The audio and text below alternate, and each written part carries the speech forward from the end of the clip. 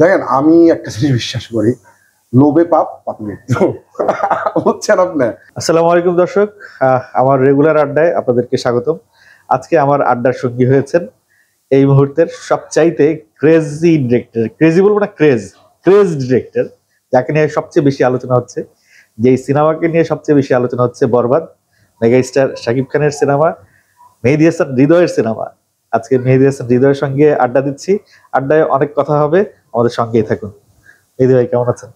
খুব ভালো আছি, দর্শকদেরকে একটা সালাম দিয়ে নিন। আসসালামু আলাইকুম দর্শক।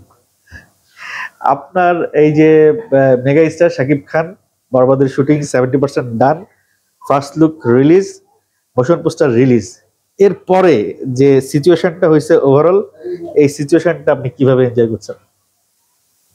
খুব ভালো লাগতেছে ভাই। আমার মানে হয় না, এটা তো ফার্স্ট টাইম হইলো। এটা ফার্স্ট টাইম না, এটা যতবারই হবে, যার সাথেই হবে তারই খুব ভালো লাগতেছে। এটা পুরা কৃতিত্ব হচ্ছে দর্শকদের। আপনাদের ভালো লাগছে, এর থেকে বড় পাওয়া সত্যি আর কোনো কিছু নাই। আমি চেষ্টা করব সিনেমাটা ভালো বানানোর জন্য। আপনারা মোশন পোস্টার দেখার পরে যে রিয়েকশন দিয়েছেন, যে সাপোর্ট দিয়েছেন, ইনশাল্লাহ সিনেমা দেখার পরে যদি এরকম ভালো লাগে তাহলে এরকম সাপোর্ট দিয়ে যান। সব কৃতিত্ব আর কি দর্শকের। আপনার 2 মিনিট যে কথা বললেন, আমি মুগ্ধ হয়ে শুনলাম। এত বিনয়ী আপনি কি করে হন? মানে কিভাবে আসে এত বিনয়? দেখেন, বিনয়ী কিনা জানি না, আসলে আমার কাছে মনে হয় যে রেসপেক্ট দিয়ে বলাটা আসলে উচিত। আর আমি যা বলছি আসলে এটা কিন্তু সত্যি ভাই। দেখেন, দর্শকদের ভালো লাগছে ওনাদের জন্যই তো না, ওনাদের জন্যই কিন্তু আসলে এই যে আপনি আমার সাথে কথা বলতেছেন, অথবা হচ্ছে রাস্তায় বের হলে একটা মানুষ বলতেছে। গতকালকে রাতেই ঘটছে, আর বাসার নিচ থেকে যাইতেছিলাম, তখন একজন হাইটা যাচ্ছে, জাস্ট গাড়ি দিয়ে হচ্ছে ঢুকবো, তো আমি স্টিয়ারিং এ ছিলাম, ও দূর থেকে দেখি আমার চিজ। ওরা এসে বললো, ওই গেট খোলার সময় যতটুকু সময় যায়, বললো ভাই আপনার পোস্টারটা খুব ভালো লাগছে। আমি বললাম থ্যাংক ইউ। তো এই তো এদের জন্যই তো ভাই। আমরা একটু শুরুর দিকে চলে যাই। আমরা অলরেডি জানি যে শাকিব ভাইকে আপনি গল্প শুনিয়েছেন, উনি নিজেই ইনভেস্ট করতে চাইছে। আপনি বলেছেন এ পর্যন্ত যে কয়টি সিনেমার যত বড় বাজেট হয়েছে তার চেয়ে বেশি বাজেটে আপনি করবেন, নাহলে সিনেমাই করবেন না, এই ধরনের কথা শাকিব ভাই বলছে। এই কথার আরেকটু এলাবোরেটলি শুনতে চাই আমরা। আচ্ছা, বিষয়টা হয়েছে কি, দেখেন একটা গল্পের উপর বাজেট ডিপেন্ড করে, তাই না? সো আমার গল্পটা ওই সাকিব ভাই যেটা বললো একটু বড় আর কি, গ্র্যান্ডারটা একটু বড়। সো এই সিনেমাটা বানাইতে হইলে ভাই আসলে বাজেটের দরকার ছিল। তো এর জন্য বলছি যে ভাই আমার কাছে মনে হয় আমার যেই গল্প আমি বলতে যাচ্ছি এটা মনে হয় অনেক বেশি বাজেট পড়ে যাবে। এটা বাংলাদেশে হয়তো বা আপনার অথবা মানে এইরকম সিনেমার বাজেট হয় না, এটা আমি জানি না, আমি কিন্তু আদৌ জানি না। আমার কাছে তোমার মনে হয়েছে, আমি বলছি, আমি কিন্তু শিওর না যে শাকিব ভাইয়ের সিনেমা এর আগে থেকে বড় বাজেটের সিনেমা হয়েছে কিনা এরকম।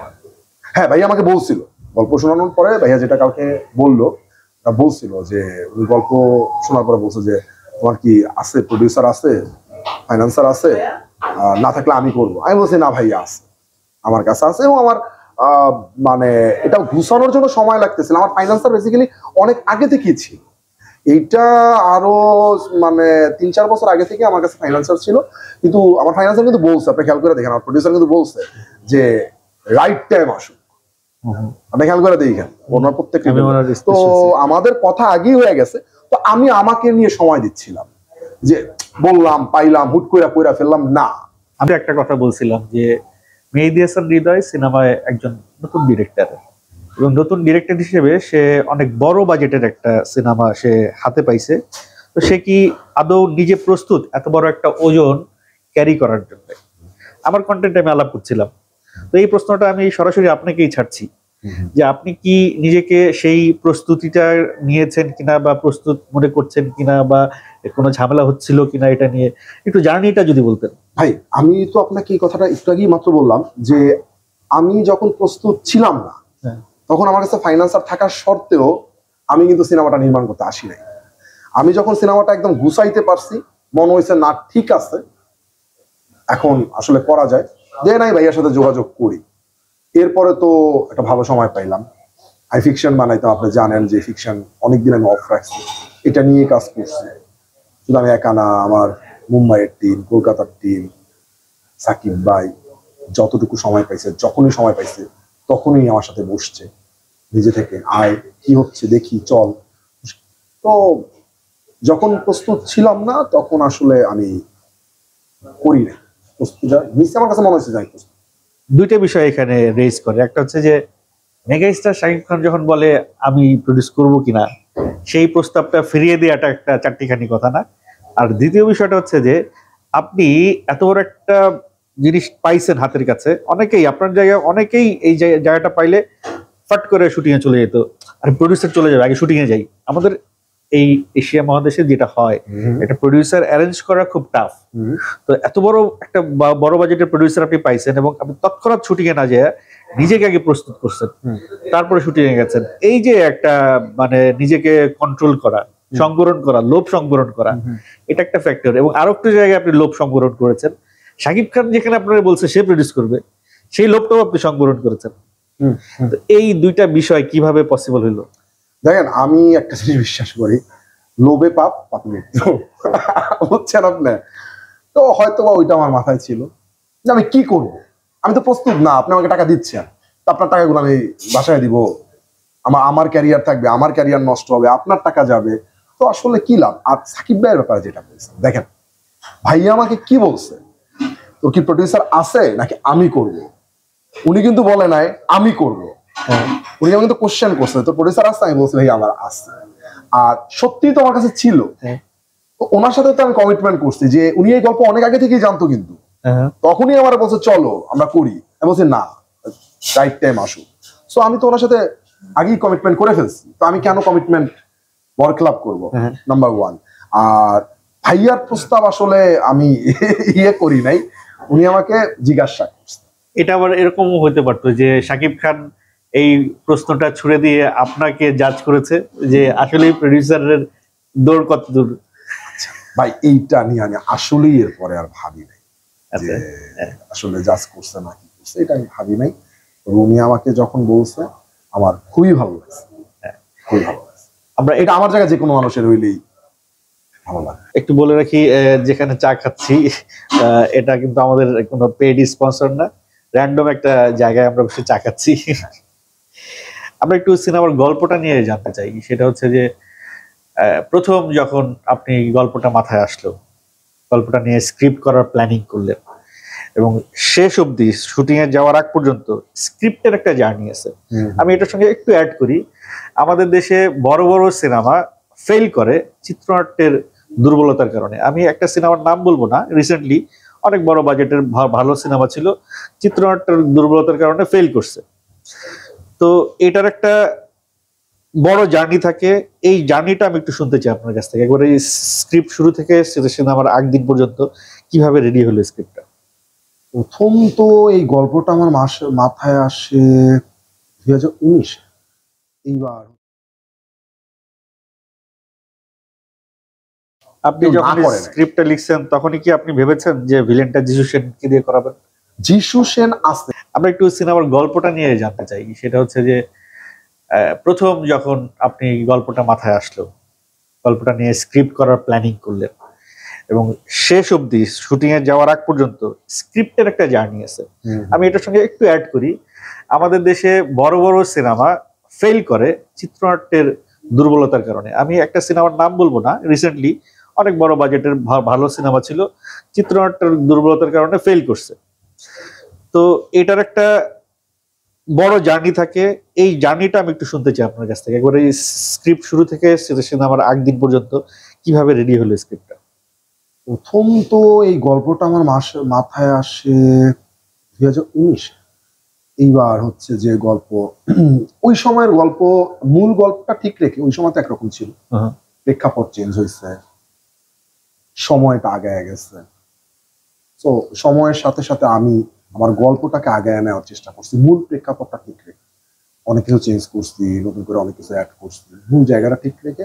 আর কি অনেকগুলো ড্রাফট হয়েছে আমার, 5-6টা ড্রাফট তো হয়েছে। 5-6টা ড্রাফট করে ফেলছেন।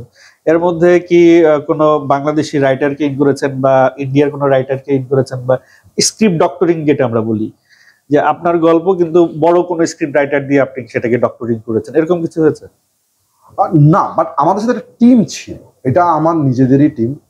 ধরেন হচ্ছে আমি যাদের সাথে ফিকশনে কাজ করতাম এদের সাথে কাজ হয়েছে, মানে এরা ছিল, আমি একাই যে লিখছি বিষয়টা তা না। আমরা 4-5 জন মিলে গল্পটা নিয়ে প্রতিদিন স্টাডি করছি, লিখছি, আবার ফেলে দিছি, আবার লিখছি, আবার ফেলে দিছি। একটা সিনেমার সাথে তো একজন না, এটা ধরেন সাকিব ভাইয়ের একটা অবজারভেশন ছিল, আমার প্রডিউসার একটা অবজারভেশন ছিল, আমার টিমের একটা অবজারভেশন ছিল, আমার ডিওপির একটা অবজারভেশন ছিল, মানে অনেক মানুষের কাছে আমি স্ক্রিপ্টটা, আমরা যারা যারা কাজ করব তাদেরকে যখন গল্পটা শোনার পর প্রথম কোশ্চেন করছি, ভাই আপনার কাছে কেমন লাগছে, আপনার কি মনে হয়েছে এই জায়গাটা একটু ভালো খারাপ লাগতেছে, ভালো লাগতেছে, আপনার মতামতটা আমি নিয়েছি। নেওয়ার পরে আবার আরেকজনকে জিজ্ঞাসা করছে টিমের মধ্যেই, সে বলছে না উনি ঠিক বলছে, এইভাবে আসলে জিনিসটা দাঁড়াইছে। আপনার কাজের সবচেয়ে বড় সমালোচক কে আপনার নিজের বেল্টে? দেখেন এখন তো সিনেমা বানাই নাই, যদি বানানোর পরে আসলে আপনি যে ধরনের কাজ করেন আগে করেছেন, কেউ তো একজন আছে যে আপনার গার্লফ্রেন্ড হইতে পারে, আপনার মা হইতে পারে, আপনার ভাই হইতে পারে, যে সবসময় আপনাকে সমালোচনা করে এটা ঠিক হয় না, এটা ঠিক হয়েছে, এরকম কে সে? এটা স্পেসিফিক না, এটা অনেকেই করে, হ্যাঁ এটা বলেছে, এবং আমি বলতে পারেন আমি নিজেই অনেক বেশি করি। তারা কি আপনার এই বরবাদের স্ক্রিপ্ট নিয়ে তারাও কি সমালোচনা করে? হ্যাঁ, যেহেতু আমার ওই টিমটাই কাজ করছে, বাংলাদেশের টিমটা ছিল, বলছে যে এটা ভালো লাগে না, আচ্ছা এটা এইভাবে না করে এইভাবে করলে হইতে পারতো, সবাই মিলেই আর কি কাজটা করা। আপনি আপনার রিসেন্ট কিছু স্পিচে বলছেন যে অনেক হলিউডের সিনেমা হইতে পারে, বলিউডের সিনেমা হইতে পারে, অনেক সিনেমা থেকে ইন্সপিরেশন আসতে পারে। তো এই ব্যাপারটা যদি আরেকটু এলাবোরেটলি ব্যাখ্যা করেন। দেখেন ভাই, পৃথিবীতে কত হাজার কত লাখ সিনেমা আছে আপনি বলেন, আপনি কি সব দেখছেন? না, সম্ভব, কখনো অসম্ভব। এখন আমি আমার মধ্যে একটা গল্প নির্মাণ করছি, এবার সেই গল্পটা কোনো না কোনো সিনেমার কোনো না কোনো সিকোয়েন্সের সাথে মিলে যেতেই পারে। ধরে নেন আমি জানি না, আবার এমনও হইতে পারে এটা গল্প আমার ভালো লাগছে, ওইখান থেকে কি আমি অনুসরণ করতে পারি না? যদি আপনাকে আমি বেশ কয়েকটা সিনেমার নাম ধরেই বলি, মূল প্রেক্ষাপটটা কি দেখেন আপনি। কেজিএফ আসলে ও বলছে যে ও দুনিয়া চায়, দেখেন আমাদের তুফান পুরো বাংলাদেশ চায়, এর মানে কি? তুফান আর কেজিএফ কি নকল গল্প? প্রেক্ষাপট কিন্তু এক। সি, এবার আসেন আপনি কেজিএফ, সে একটা কেজিএফ এর যেই জায়গা ওই জায়গায় ডন হতে চায়। এবার আসেন আপনি পুষ্পা, পুষ্পাতে পুরো সিন্ডিকেটের বস হইতে চায় পুষ্পা, এর মানে কি? দুইটা কি এক সিনেমা? তো এইরকম ধরেন আমি যে অ্যানিমেল বিক্রমের কথা বললাম, আমি বলছি এই জনরার হইতে পারে, মানে ভায়োলেন্স স্টাইল বলেন অথবা অন্য কিছু বলেন, মানে এইরকম হইতে পারে, কিন্তু কারো থেকে নেওয়া না ভাই, গল্পটা আসলে কারো কাছ থেকে নেওয়া না, অথবা কোনো কপি গল্প না। এবার হইতে পারে যে আমার সিনেমার 3 ঘন্টা সিনেমার মধ্যে আপনার 2-4-5টা সিকোয়েন্স কোনো না কোনো সিনেমার সাথে আপনি মানে আমি বলতেছি না হলিউড বলিউড, আরো তো অন্যান্য দেশের সিনেমা হয়, মিলে যাইতেই পারে, কাছাকাছি হইতেই পারে, এই আর। আপনার সিনেমার যখন স্ক্রিপ্ট ডান করলেন, সাকিব ভাই তো ফার্স্ট কাস্টিংটা হইলো, তারপরে কাস্টিং গুলো একটু যদি গল্পটা বলতেন। কাস্টিংটাও তো একটা জার্নি। প্রথমে তো স্ক্রিপ্টটা লেখা হয়, লেখা হওয়ার পরে যখন আসলে লিখি তখনই না এক ধরনের মাথায় চলে আসে, এটা এমন না যে প্ল্যান করে নেওয়া হয় অথবা স্ক্রিপ্টের পরে গবেষণা করে নেওয়া হয়। আপনি যখন মানে লিখতে থাকি তখনই মনে হয় যে এই ক্যারেক্টারটা ইনি ভালো করবে। আচ্ছা, তো আমাদের এরকম অনেক ক্যারেক্টার বের হয়েছে গল্পটা বলার জন্য। তো ওই যখন লিখতে গেছি, যখন মাথায় চলে আসে তখনই আমরা টিমরা আলাপ করছি, আচ্ছা এই ক্যারেক্টারটা তো এই হইতে পারে, এই ক্যারেক্টারটা। তো আমরা 3-4 জন বের করছি, বের করার পরে আমরা মোটামুটি সবার সাথে যোগাযোগ করার চেষ্টা করছি, তবে যাকে চাইছি মোটামুটি পাইছি। আপনি যখন স্ক্রিপ্টটা লিখছেন তখনই কি আপনি ভেবেছেন যে ভিলেনটা যিশু সেনকে দিয়ে করাবেন? যিশু সেন আছে এটা আমি এখনো বলি না, আমি একটু টেকনিক্যালি আপনারে কোশ্চেনটা করছি যাতে আপনি বলেন। আচ্ছা, আমি এখনো বলতেছি না এই সিনেমায় যিশু আছে, এইটা আপনার আর কয়েকটা মাস লাগবে আর কি বলতে আপনাদেরকে।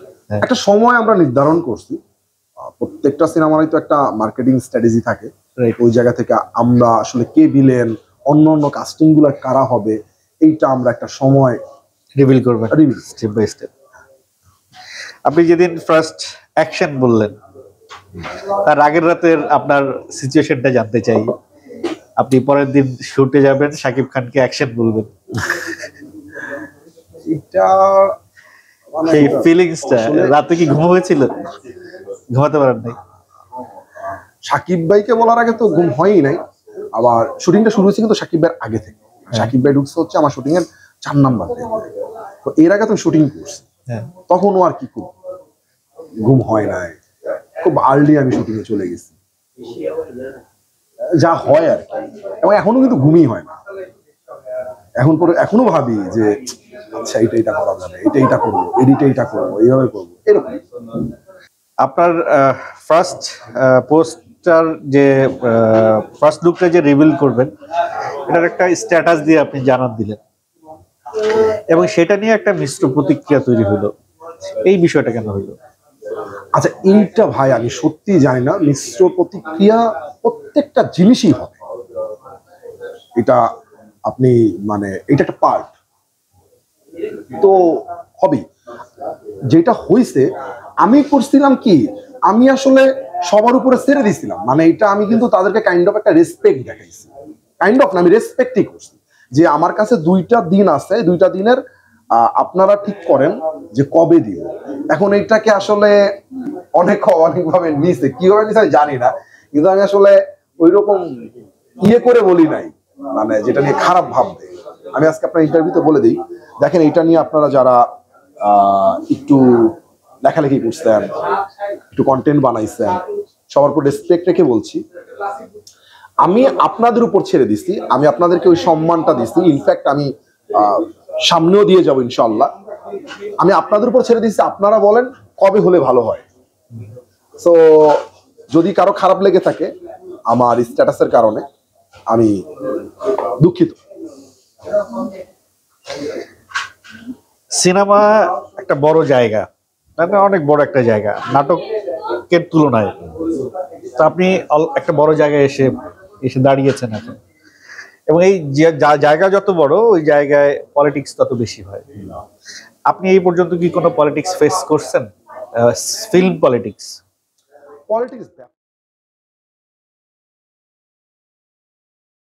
আর বলবো না, আমার মনে হয় যদি হয়েও থাকে সেটা আমি অন ক্যামেরায় বলবো। আচ্ছা এইটা যদি আমি বলি আপনি হয়তো বিশ্বাস করবেন না, এবং অডিয়েন্সও মনে হয় বিশ্বাস করবে না। সিনেমা একটা বড় জায়গা, মানে অনেক বড় একটা জায়গা নাটকের তুলনায়। তো আপনি একটা বড় জায়গায় এসে দাঁড়িয়েছেন এখন, এবং এই জায়গা যত বড় ওই জায়গায় পলিটিক্স তত বেশি হয়। আপনি এই পর্যন্ত কি কোনো পলিটিক্স ফেস করছেন? ফিল্ম পলিটিক্স ব্যাপারটাই আমি আসলে কোথাও আর বলতে চাই না, আর বলবো না আমার মনে হয়। যদি হয়েও থাকে সেটা আমি অন ক্যামেরায় বলবো। আপনার সিনেমার 70% কাজ শেষ। 70% কাজ শেষ করার পরে আপনার তৃপ্তি কতটুকু? যতটুকু করেছেন সেটুকু কাজের উপরে? আচ্ছা আলহামদুলিল্লাহ। বাট এরপরে আসলে এটা তো একটা শুট করলাম, ব্যাকগ্রাউন্ড মিউজিক করবে, এডিট হবে, কালার গ্রেড হবে, এরপরে আসলে তৃপ্তিটা বোঝা যায়। তবে শুট করে আমি সিনেমার তো বোধহয় 3টা গান শুট হয়েছে 5টা গানের ভিতরে। 5টা গান কি 5টা গান আপনি ফুল গান পাবেন না। 5টা গান এটা একটু অন্যভাবে বলা। আর এর আগে আপনি যে কথাটা একটা বললেন ওইটা আবার একটু আসি আমি, যে শুট করে আসলে কতটুকু তৃপ্ত। আপনি এত বড় একটা জার্নি করছেন, এই জার্নিতে কিছু জায়গায় আপনার চাওয়ার থেকে 70% 80% হইতেই পারে। অল্প কিছু জায়গায় পুরাটাই যে 100 করে আসছি, 100 হয়ে গেছে বিষয়টা তা না। একদম সত্যি ভাই, হয়েছে 2-একটা সিকোয়েন্স মনে হয়েছে একটু কম্প্রোমাইজ হয়েছে, 2-একটা সিকোয়েন্স এরকম হইতে পারে। তা আমার কাছে লাগছে, আমার টিমের কাছে লাগে না। আপনি বুঝতে পারছেন? এই আর একটা জিনিস খুব আলোচনা হচ্ছে সিনেমার বাজেট নিয়ে। কেউ বলছে 10 কোটি টাকা, কেউ বলছে 15 কোটি টাকা, কেউ বলছে 20 কোটি টাকা। তা আপনি কি একটা এক্সাক্ট অ্যাপ্রক্সিমেট একটা আইডিয়া দিবেন আমাদেরকে যে আসলে সিনেমার বাজেট কত হতে পারে বা কত থেকে কতর মধ্যে থাকবে? আচ্ছা এইটা যদি আমি বলি আপনি হয়তো বিশ্বাস করবেন না, এবং অডিয়েন্সও মনে হয় বিশ্বাস করবে না, কারণ বিশ্বাস না করাটাই স্বাভাবিক যে একটা ডিরেক্টর জানে না তার সিনেমা বাজেট কত। একদম বিশ্বাস করেন ভাই, আমি একটু মিথ্যা বলছি না, আসলে এখন পর্যন্ত আমি জানি না কত টাকা খরচ হয়েছে, অথবা আমি ইচ্ছা করেও জিজ্ঞাসা করি না। কেন করি না? দেখা গেল একটা অ্যামাউন্ট বলবো, এটা শুনে আমার ভয় লেগে যেতে পারে। আর তাছাড়া আমি দেখা গেল কোনো জায়গায় আল্লাহ এত টাকা খরচ হয়ে গেছে, এত টাকা খরচ করাই ফেলছি প্রডিউসারের, তাইলে একটু পরবর্তী শুটিং একটু চাপায় করি, এডিট টেক করে, এইরকম তো হইতে পারে, আমার ভিতরে ঢুকে যেতে পারে না, যার জন্য আমি আসলে এই ব্যাপারটা সত্যি আমি জানি। মার্কেটে তো এই আলোচনা হয়েছে যে এ পর্যন্ত শাকিব খানের সবচাইতে ব্যয়বহুল সিনেমা এটা, তো তুফানের চেয়ে বেশি তো খরচ হবে এটা ডেফিনেটলি। দেখেন সাকিব ভাই সিনেমার মানে মেগাস্টার তো এমনি এমনি হয় নাই, তার তো সিনেমার একটা এক্সপিরিয়েন্স আছে। সেই কিন্তু বলছে যে আমার এই যাবৎকালীন সবচেয়ে বড় বাজারের সিনেমা, আমি যদি ভুল না করে থাকি, বলছে কোন একটা ইন্টারভিউ অথবা কোন একটা ভাবে বলছে আর তো সে যেহেতু বলছে তার মানে ঘটনা সত্যি। আর আমি বলতে পারি না, কারণ আমার সিনেমার তো এক্সপিরিয়েন্স নাই ভাই। আপনি সিনেমা বানাইছেন, আপনি ইন্টারভিউতে বলতেছেন আপনার সিনেমা 8 কোটি টাকা খরচ হয়েছে, আদৌ কি আমি জানি যে 8 কোটি টাকা খরচ হয়েছে না হয়েছে? আমি আপনার হাত দিয়ে তো আর আমার হাত দিয়ে তো আর খরচ হচ্ছে না, সো এর জন্য আমি জানি না। আমার হাত দিয়ে খরচ হলে আমি জানতাম, বলতে পারতাম আপনাকে। আমি একটা মাঝখানে একটা বড় স্ক্যাম না স্ক্যান্ডাল বলবো, একটা খুব আলোচনা হলো ইদি কাপলের শিডিউল নিয়ে, এই বিষয়টা যদি একটু ক্লিয়ার করতেন। আমি এই ব্যাপারটা ক্লিয়ার করছি হচ্ছে নাহিয়ানি মনে রাখেন, হ্যাঁ অলরেডি ক্লিয়ার করেছেন, আমি আপনার আমার ইন্টারভিউতে একটু ক্লিয়ার করেন। দেখেন এইরকম কোনো কিছু না, এবং আমার প্রোডিউসারের সাথে যে এদিকার কথা হইছে, আমাকে যে এদিকার শিডিউল দিছে, এগুলো কিন্তু স্ক্রিনশটও ছিল কিন্তু, আচ্ছা রাইট অর রং, আচ্ছা দেখাইছেন আচ্ছা না? এবং আপনি মিলিয়ে দেখবেন ওই ডেটে শুটিং হয় কিনা। আমি যে ডেটটা দেখাইছি ওই ডেটে কিছুদিন পরে শুনবেন যে ওই ডেটে শুটিং হচ্ছে। তাহলে এই আলোচনাটা উঠে আসার কারণটা কি? আমি জানি না ভাই, সত্যি জানি না। এটা আমি আসলে আমার মাথার উপর দিয়ে, আমার না, এটা সবার মাথার উপর দিয়ে গেছে। এটা আসলে কে কোত্থেকে কথাটা আসলো, আর এটা আসাটাও স্বাভাবিক। কেন ভাই, একটা কাজ করতে গেলে না এরকম অনেক কথা আসে। আরো একটা কথা উঠেছে প্রাসঙ্গিক এটার সঙ্গে, সেটা হলো যে ইদি কাপলের ডেটটা এই জন্য পেছানো হয়েছে, এটা ভুল না। সঠিক তথ্যটা হচ্ছে যে শাকিব খানের দাড়িটা যেই শুটটা আপনারা করবেন সেটার জন্য ওই লেভেলের দাড়িটা প্রস্তুত না। শুধু আমি দাড়ির কথা কোথাও বলি নাই। আমি শেষ করি কোশ্চেনটা। সরি।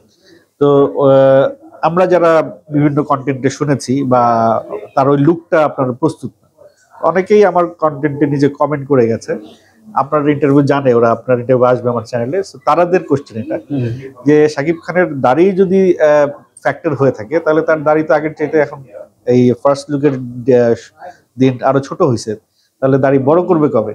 এটা দর্শকদের কমেন্ট, একদম আপনি দর্শকদের অ্যান্সারটা করেন। আচ্ছা, আমরা কোথাও বলিনি যে ভাইয়ার দাড়ির জন্য আমাদের শুটিং এর মানে বিলম্বটা হচ্ছে, দেরিটা হচ্ছে। আমি বলছি আমাদের আরেকটা লুক আছে, ওই লুকে তো কত কিছুই থাকতে পারে। শারীরিক গঠন পরিবর্তন হইতে পারে না, অথবা অন্য কোনো কিছু হইতে পারে না, হইতে তো পারে, এটা যে দাড়ি হবে বিষয় তো তা না। এই আর আমার আরো একজন দর্শক খুব কষ্ট করে মোশন পিকচার থেকে একটা ছবি শাকিব খানের বের করছে, সেখানে শাকিব খানের দাঁতের একটা ডিফারেন্ট লক্ষ্য করা গেছে, ওখানে প্রস্থেটিক একটা মেকআপ হয়েছে। তো এই দাঁতের বিষয়টা নিয়ে যদি একটু দর্শকদের কিছু বলতেন। লুকটা আপনারা দেখছেন, এটা নিয়ে আপনারা দাঁত, জুতা, হাত বা এটা নিয়ে আপনারা আরো ভালো করে দেখতেছেন, এই জিনিসটা আমার কাছে খুবই ভালো লাগতেছে। এইটা নিয়ে আমি আসলে কোনো কিছুই বলতে চাচ্ছি না অথবা বলতে পারবো না। এটা নিয়ে আপনারা আরেকটু দেখেন, আরেকটু বোঝেন, এটা ঠিকঠাক সময় ঠিকঠাক মতো বলা হবে।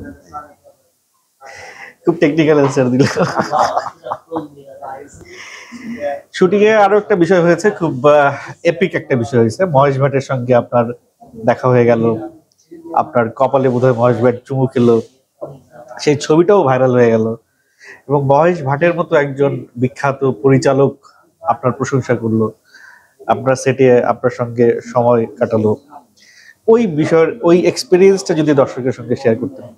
আমি ওইটার পরে তখন আমি শুটিং এ ছিলাম, আমি খুব বেশি মানে এটা নিয়ে ঘাটাঘাটি করার সময় পাইনি। আমি একটু যোগ করি এটা নিয়ে যে আপনি ওই কপাল এরপরে কয়দিন ওয়াশ করেন নাই। আমি আমি এটা নিয়ে আপনার সাথে কথা বলছি।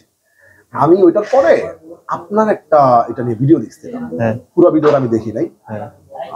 মনে হয় এরকম বলছিলেন যে মেহেদী হাসান হৃদয় অনেক লাকি এবং তার কপাল অনেক বড়। সত্যি আমি আসলেই অনেক লাকি ভাই, শুকুর আলহামদুলিল্লাহ, মহান রাব্বুল আলামিনের কাছে আসলে শুকরিয়ার কোনো শেষ নাই।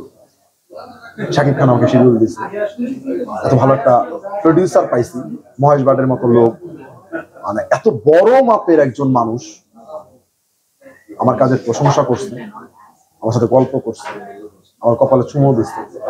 এটা অনেক বড় একটা পাওয়া ভাই আমার।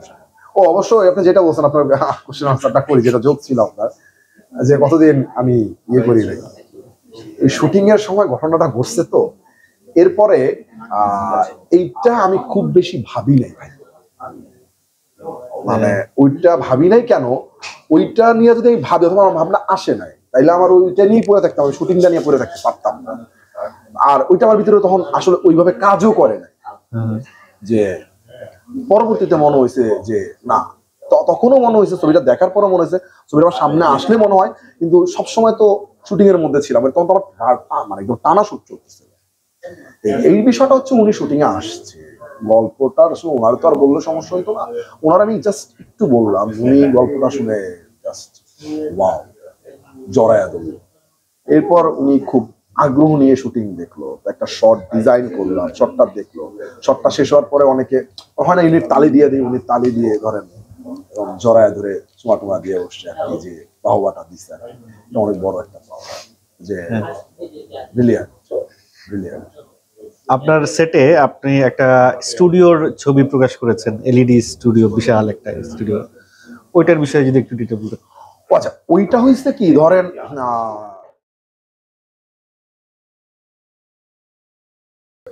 আমরা ক্লোজিং ডেটটা কিভাবে, এই যে আমি অনেক ইন্টারভিউতে বলছিলাম যে আমি যা চাই সবকিছু বাংলাদেশে সম্ভব না। আপনার সেটে আপনি একটা স্টুডিওর ছবি প্রকাশ করেছেন, এলইডি স্টুডিও, বিশাল একটা স্টুডিও, ওইটার বিষয়ে যদি একটু ডিটেইল বলতেন। আচ্ছা, ওইটা হয়েছে কি, ধরেন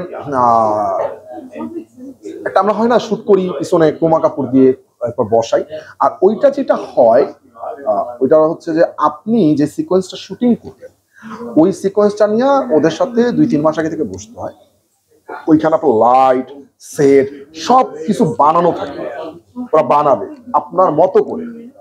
এবার আপনি জাস্ট আর্টিস্ট দাঁড় করবেন, ক্যামেরা রাখবেন, তারপরে আপনার পুরো জিনিসটা পেয়ে যাবেন। এখন ধরেন কথার কথা, আমি চাঁদের দেশে যাব, এখন চাঁদের দেশে তো আসলে আমার যায় এখন শুটিং করা সম্ভব না, ওই যে ভুল না করে থাকি, হয়তো বা অনেকের কাছে সম্ভব, কিন্তু আমাদের পক্ষে ভাই সম্ভব। এখন আমাকে তো ডিমান্ড করতেছে আমার চাঁদের দেশটা দেখানো লাগে। এখন এটার আসলে চাঁদের দেশটা দেখাইতে হলে আমার কোন দিকটা করলে ভালো হবে, একটা হচ্ছে ক্রোমা, আরেকটা হচ্ছে সেট বানানো, আরেকটা হচ্ছে এইটা একটু আধুনিক প্রযুক্তি। তো এইটা অনেক মজার একটা এক্সপিরিয়েন্স, আপনি বুঝবেনই না যে ক্যামেরায় আপনি, ইনফ্যাক্ট আপনি এইখানে না, আপনি ওই স্টুডিওতে ঢোকার পর আপনি বুঝবেন না, আপনি বুঝবেন যে ওইখানে আপনি চলে আসছেন, আর মনিটরে বসার পর তো বলবেন না একদম আমি ওইখানেই আছি, আপনি যা দেখতেছেন তাই দেখতেছেন। ওইটা আগে রিহার্সাল করায় নেয়, ওইভাবে লাইট ডিজাইন করে, ওইভাবে আসলে সবকিছু বানানো হয়, বানায় তারপর এটা করা হয়। ওই স্টুডিওতে কয়দিন শুট করেছেন? একদিন। একদিনে কয়টা সিকোয়েন্স আসছে? একটা সিকোয়েন্স। আমরা মোশন পিকচারে দেখছি যে হেলিকপ্টারে এসে একটা শহর ধ্বংস করে দিচ্ছে, এই অ্যানিমেশনটা কি সিনেমার একটা পার্ট নাকি শুধু মোশন পিকচারের জন্য করা? এটা বলে দিল তো সিনেমার একটা যে কোনো একটা সিন রিভিল হয়ে গেল না, তো এটা একটু থাকুক, এটা একটা কিউরিওসিটি থেকে যাচ্ছে। এখানে বরবাদের একটা ভাইবস ক্রিয়েট করা হয়েছে, মানে বরবাদ হয়ে যাচ্ছে চারদিকে, ওই ভাইবসটা মোশন পোস্টারে পাইছে। আপনি ফার্স্ট লুকে একটা গাড়ি দেখাইছেন, রোলস রয়েস, যেটা বাংলাদেশের বহু টাকা দাম। এরকম একটা গাড়ি শুটিং সেটে ম্যানেজ করাও একটা টাফ জব, যদিও আপনি এটার সঙ্গে রিলেটেড না, তারপরেও ওই ব্যাপারে যদি দু একটা কথা বেশি জানাইতেন আমাদের। আচ্ছা, এই যে আমি অনেক ইন্টারভিউতে বলছিলাম যে আমি যা চাই সবকিছু বাংলাদেশে সম্ভব না, এই যে আপনি আমাকে কথাটা বললেন রোলস রয়েসের ব্যাপারটা, এ তো পোস্টার রিভিল হয়ে গেছে, গাড়িটা আসছে সিনেমায়, এই গাড়িটা আসলে বাংলাদেশে পারতাম না। আপনি তো দীর্ঘদিন আপনি কাজ করেন, আমি যদি ভুল না করে থাকি আপনি আমার সিনিয়র হইতে পারেন মিডিয়ায়। আমি আপনার সিনিয়র। হ্যাঁ, সো আপনি বলেন, হয়তো অনেকে পারতো, আমি হয়তো পারতাম না। তো ওইটা আমার জন্য ওইখানে খুব ইজি হয়েছে। যেমন একটা গাড়ি, এরকম আরো অনেক কিছু জিনিস আছে ভাই যেটা আসলে আমি পারতাম না এখানে। হ্যাঁ, আমরা শুনতে পাইছি মানে এরকম আরো অনেকেই আলোচনা করেছে রোলস রয়েসের মতো এরকম আরো অনেকগুলো গাড়ি থাকবে। শুধু গাড়ি না, কিছু আছে, গাড়ি আছে, পিস্তল আছে,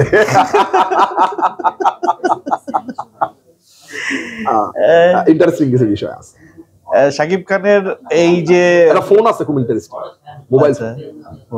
শাকিব খানের ফার্স্ট লুকের যে লুকটা, এই লুকটা নিয়ে অনেকে অন্যান্য কিছু সিনেমার পোস্টারের সঙ্গে কম্পেয়ার করার চেষ্টা করছে, তো তাদের জন্য আপনার বলার কি আছে?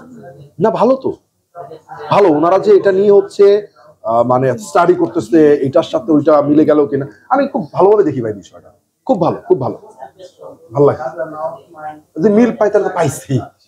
আপনার নেক্সট যে 22, 23, 24 বোধহয় আপনি শুটের প্ল্যান করছেন, এরকম কিছু নাকি আর একটু পরে এইদিকে যাবেন? এই মাসে একটু শুরু হবে। তো অলমোস্ট 70% ডান। এই 23, 24 থেকে আপনি মুম্বাইতে শুট করবেন, তারপর বাংলাদেশে এসে স্পেসিফিক আমি ডেটটা 23, 24 বলতেছি না। আচ্ছা, ওই মাসের মধ্যে শুটটা করে শুটটা হবে, একটা লট হবে। মুম্বাইয়ের পার্ট শেষ, তারপরে বাংলাদেশের পার্ট? না, মুম্বাইয়ের পার্ট শেষ না, আমার মুম্বাইয়ে 11 দিন শুটিং করার কথা। আচ্ছা, তো 10 থেকে 11 দিন আর কি।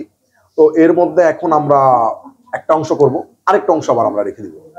আচ্ছা, সেই অংশটার পরে বাংলাদেশের অংশ?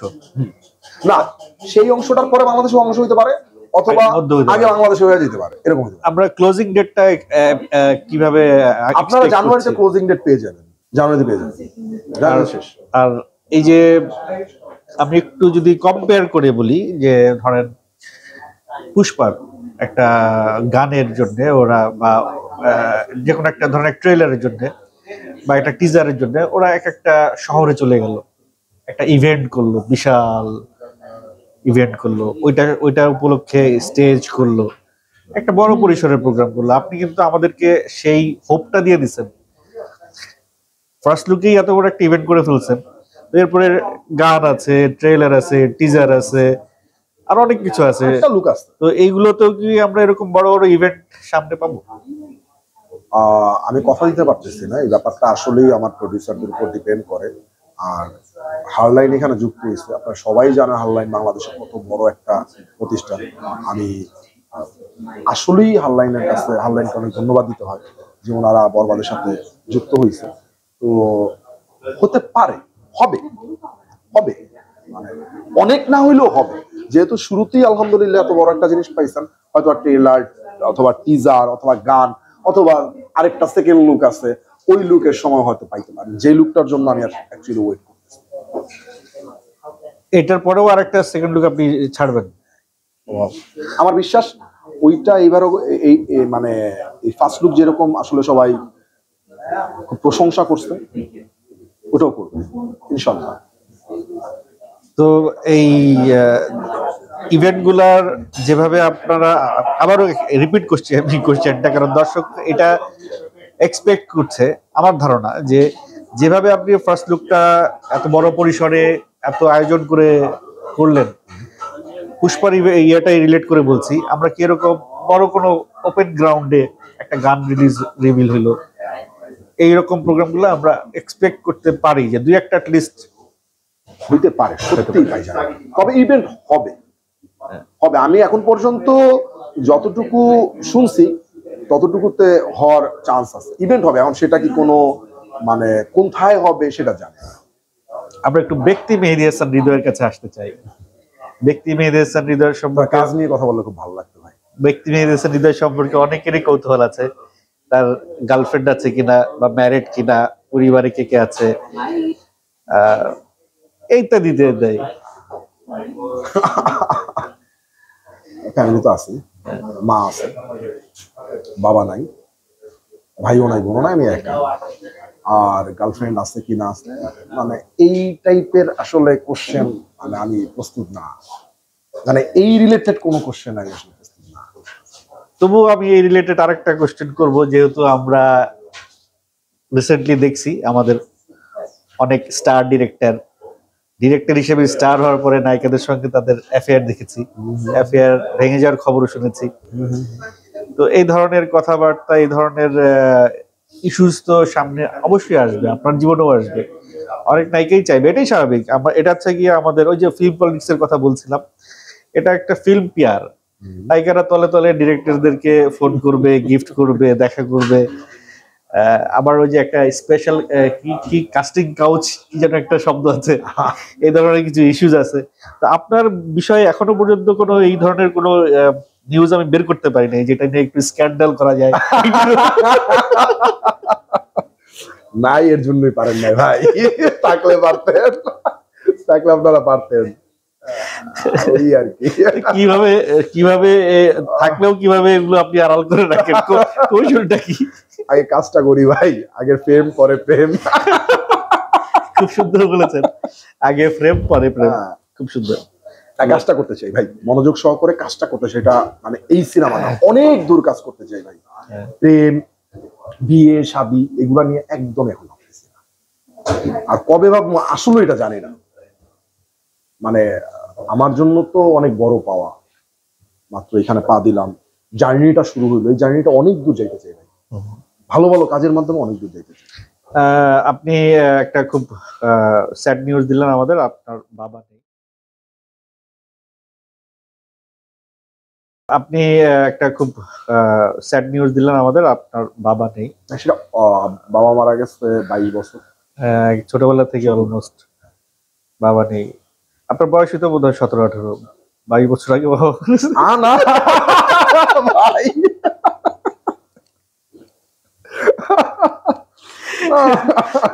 টেকনিক্যালি একটু বয়সটা বলে দিতে যাচ্ছিল, এর জন্য আমার হাইটা টেকনিক্যালি বাইরে হয়ে গেছে। আপনি যখন টেকনিক্যালি দিয়েছেন, আর টেকনিক্যালি হাসি দিয়ে এটার অন্যদিকে নিয়ে গেছে। আন্টি আপনার কাজকে কিভাবে দেখে? দেখে, যেটা ভালো লাগে ওটা ভালো বলে, যেটা খারাপ লাগে ওটা বলে। গতকালকে আম্মা খুব খুশি হয়েছে, আমি আম্মাকে নিয়ে গেছিলাম, প্রোগ্রামে নিয়ে গেছিলাম, আম্মা খুব খুশি হয়েছে আর কি। মানে মার দোয়ার উপরে ভাই আর নাই, এটা অন্য জিনিস। আপনি অবভিয়াসলি বাবাকে মিস করেছেন এই সময়ে। ও এর জন্য আমার জীবনে এত বড় একটা জিনিস ঘটতে যাচ্ছে, আমি যার জন্য আসলে পৃথিবীর মুখ দেখছি, ওনার সামনে থেকে দেখবে না ভাই, ওইটার ফিলিংস না ভাই, অন্য ফিলিংস, ওইটা বোঝানো সম্ভব না। একদম মার সাথে শেয়ার করছে না, দেখ ওই আর কি। বাবা মা যখন সন্তানকে নিয়ে প্রাউড করে, সন্তান যখন সেটা মায়ের চোখে বা বাবার চোখে দেখে, এটাই তো পৃথিবীর সবচেয়ে বড় অ্যাওয়ার্ড। আর আমার কাছে ভাই আমার সেন্সিটিভ জায়গাই একটা, আমার মা অন্য লেভেলের সেন্সিটিভ জায়গা, মানে আড্ডা চলে বলো আপনার সাথে, আমার মা অন্য, এটা আমার না, এটা পৃথিবীর প্রত্যেকটা ছেলে, আমার বিশ্বাস, সে যত খারাপ মানুষই হোক না কেন, মার উপরে তার কোনো জায়গাই নেই ভাই। মা বড় না বউ বড়? জি তো করি না, আর মা তো মা ভাই। দর্শক বিয়ে কিন্তু করে নাই, আনম্যারিড। আর মা তো ভাই মা, ওই জায়গাটা রেখে পৃথিবীর সবকিছু, এরপর অন্য কিছু। আপনার একটু বন্ধু বান্ধবের কথা শুনতে চাই, best friend, school life. School লাইফের ফ্রেন্ডদের সাথে এখনো আমার কথা হয়, মানে এখন তো আরো সহজ, আপনারও হয়, আমার মনে হয় সবারই হয়, যেহেতু ফেসবুক, ইনস্টাগ্রাম, মানে অনেক মাধ্যম আছে আমাদের, তো আমরা এখন খুব সহজেই কানেক্ট হয়ে যেতে পারি, তাদের সাথে কথা হয়। মিডিয়ার বন্ধু আছে কয়েকজন, ভালো বন্ধু আছে, যাদের সাথে আবার রেগুলার কাজ করা হয়, তারা সবাই অ্যাপ্রিসিয়েট করে সিনেমাটা নিয়ে।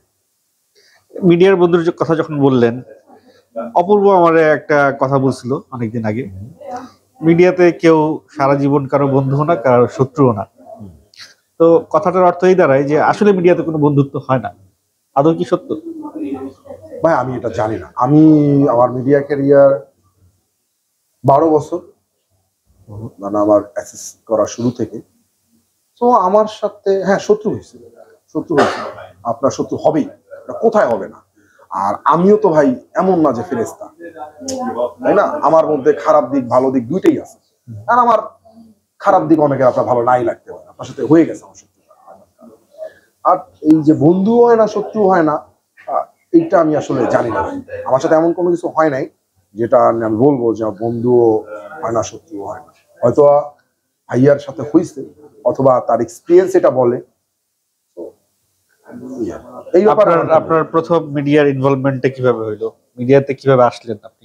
সিনেমা দেখতে দেখতে ভাই, সিনেমা দেখতে দেখতে একটা পয়েন্টে মনে হয়েছে যে আসলে এই লাইনে কাজ করব।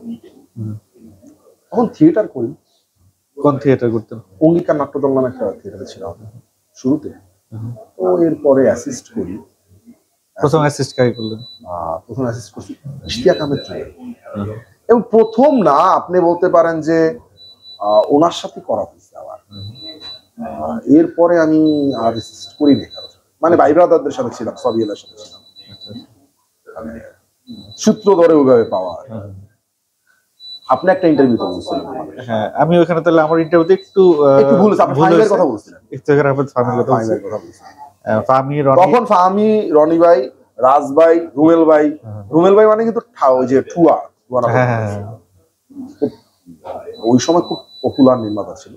আমরা একটু জানতে চাই যে আপনার এই যে 12 বছরের একটা মিডিয়া জার্নি, দুইটা গল্প কথা বলবেন। একটা হচ্ছে সবচেয়ে কষ্টের কথা, আর একটা সবচেয়ে আনন্দের কথা।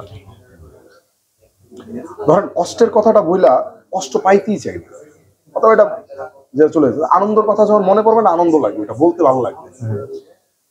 আর কষ্টের কথা বললে ওই ফিলটা 1 সেকেন্ডের জন্য লাগবে, তবে কষ্টটা যেটা গেছে গে ওটা গেছে গে, যেটা পাইছি কষ্ট ওইটা নিয়ে কথাই বলতে চাই না। কারণ এটা যখন আপনি মনে করবেন আবার আপনার আবার কষ্ট লাগবে, দরকার নেই। এবার আনন্দেরটা শেয়ার করি। আমি এই যে যখন প্রথম এরকমই তখন অ্যাসিস্ট করি, মোশাররফ ভাইয়ের সাথে আমার খুব মানে কথাবার্তা হইতো। কথাবার্তা বলতে হচ্ছে যে মানে নোবেল ভাইয়ের সাথে একটা কাজ হয়েছিল বেলকি, ওইখান থেকে আর কি সিরিয়াস করছিল। তো এটা আমি অ্যাসিস্ট্যান্ট ডিরেক্টর ছিলাম। তখন একদিন মোশাররফ ভাইকে আমি একদিন গল্প শোনাই বলতে আমি বেশ কয়েকবার তাকে ফোনই দিই, যোগাযোগ করার চেষ্টা করি। পরে আসলে উনি আজকে এখানে শুটিং এ, কালকে ওইখানে শুটিং এ, পরে একদিন আমাদের কথাবার্তা হয়। তো বললো যে উঠ, গাড়িতে উঠ। উঠলাম। তো বললো বল তোর গল্পটা বল। গল্প বললাম, গল্প বলতে বলতে উত্তরা গেলাম। তো বললো গল্পটা আমার ভালো লাগছে, আচ্ছা তোর আমি ডেট জানাইতেছি। আমার খুব খুশি লাগছে, প্রথম নাটক বানাবো, খুব খুশি লাগছে। মানে প্রথম নাটক কি মোশাররফ করিমকে নিয়ে? আপনি তো আসলেই লাকি ভাই। এবং তখন মোশাররফ ভাই, এখনো তো মোশাররফ ভাই এখনো, তখন ধরেন আরো আপনার প্রথম নাটক মোশাররফ করিম, প্রথম সিনেমা শাকিব খান। তখনকার সময় কিন্তু ভালো বাজেট ভাই, তখনকার সময় খুব ভালো বাজেটের নাটক ছিল এটা। এবং অনেক কাস্টিং ছিল।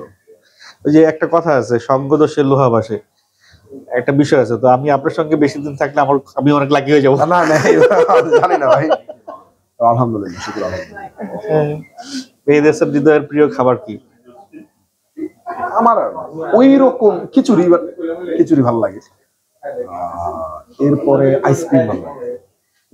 তার বদ অভ্যাস কি? বদ অভ্যাসটা তো আসলে আমি অন ক্যামেরায় বলবো না ভাই। তার ভালো অভ্যাসটা কি? আচ্ছা, বদ অভ্যাস ভালো অভ্যাস দুইটাই বলতে পারেন। আড্ডা দেওয়া, আমি খুব আড্ডাবাজ একটা লোক ভাই, এবং সেটা মারাত্মক। এটা মনে হয় যে আপনার সাথে কথা বলতে, এটা অলরেডি দর্শক বুঝে গেছে আমি কতক্ষণ ধরে আড্ডা দিচ্ছি। আমি খুব আড্ডাবাজ ভাই। মানে এইটা আড্ডা দিতে দিতে কখন যে রাত হয়ে যায় কখন ভোর হয়ে যেতেছে। ধরেন আড্ডায় বসছি, ভোর হয়ে গেছে। দেখ, সময়ের কথা যখন বললেন তখন সময়টা মনে পড়লো, আসলে অনেক সময় হয়ে গেছে আমাদের আড্ডার। আমরা শেষ করব, শেষ করার আগে মেহেদী হাসান হৃদয় যদি কিছু বলতে চান। আর দোয়া করেন, আমার জন্য দোয়া করেন, পাশে থাকেন। আপনারা পাশে থাকলে আসলে আর কিছু লাগে না। খারাপ হলে খারাপ বলবেন, ভালো হলে ভালো বলবেন, পাশে থাকেন। চেষ্টা করছি ভালো কিছু করার জন্য। আমার চেষ্টাটা তখনই সার্থক হবে যখন আপনারা সাপোর্টটা দিবেন। Thank you so much. দর্শক, আপনাদের রিকোয়েস্ট আমি রেখেছি। এরপরে আপনারা কাকে দেখতে চান আড্ডায় রিকোয়েস্ট করবেন, কমেন্ট করে জানাবেন। ইনশাল্লাহ সেগুলো রাখার চেষ্টা করব। আগামী আড্ডা পর্যন্ত ভালো থাকবেন, সুস্থ থাকবেন। আল্লাহ হাফেজ। ভালো থাকবেন সবাই। আসসালামু আলাইকুম।